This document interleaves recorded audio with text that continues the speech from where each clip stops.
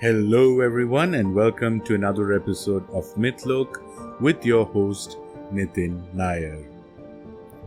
After exploring a character from Philippine mythology in the last episode, I thought it would be good to take a jump right across the globe and move into South American mythology and Mayan mythology in general. There is a tendency for a lot of people to misrepresent or confuse themselves with Mayan, Aztec and Inca mythology. Now, they are three different and distinct civilizations that developed over different periods of time, and studies have shown that they all were placed in different locations and also had their own specific cultures and idiosyncrasies that made them who they are. The one thing that is common though among all these South American civilizations is that many people don't really know where they disappeared. There have been speculations that this has been due to the kind of sheltered lifestyle where they lived in terms of diseases and bacteria and viruses which the Spanish conquistadors brought them over when they started colonizing or started to claim the South American continent as their own. We really don't know how or why they disappeared, but we do have a lot of characters and mythological references in the writings or in the sculptures and documentation that they left behind. And there are characters that are actually similar and who are pan-civilization because of the similar characteristics, but this is mainly due to the proximity that they have had with each other and the traditions that were maybe passed on and transferred between the civilizations through travelers and the art of storytelling. One such character that has similarities among all the three civilizations is a nagual. Over here at Mythlok, both on the website as well as on the podcast, we however are classifying the nagual or the Jaguar as a Mayan animal. The term nagual, also pronounced nahual, refers to the guardian spirit of some Mesoamerican Indians. In some areas, nagual is the animal into which certain powerful men can transform themselves to do evil. Thus, the word derives from the Nahuatl word nahualli or disguise, applied to animal forms magically assumed by sorcerers. A person who receives his nagual typically goes to an isolated spot and stays there until he awakens.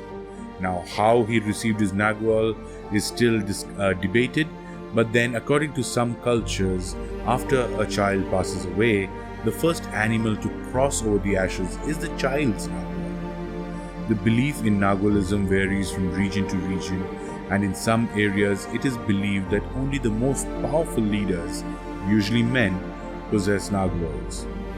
In others, all or most people have personal animal guardian spirits.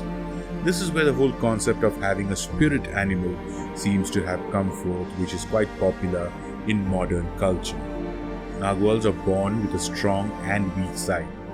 The traits of these animals are linked to a person's birthday. For instance, a person born on Dog Day would have both a strong and weak side, reflecting that of a dog.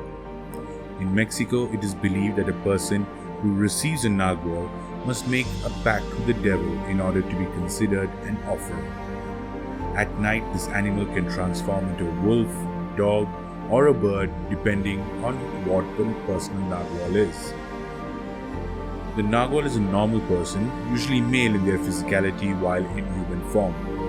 They transform into a jaguar according to some records, while others say that they start displaying only a few characteristics of the sacred animal. The word nagual is derived from the word nahualli, which translates to transforming witch. In English, the term is often translated as shapeshifter, and in many English writings it is also spelled nahual with an H. Naguals are believed to be as powerful as werewolves due to their ability to fight on equal footing. They are considered to be the creations of the god TEZCATLIPOCA. Unlike werewolves, a person can easily transform into a nagual at will. However, just like humans, these creatures require special skills and mental strength to overcome their curse.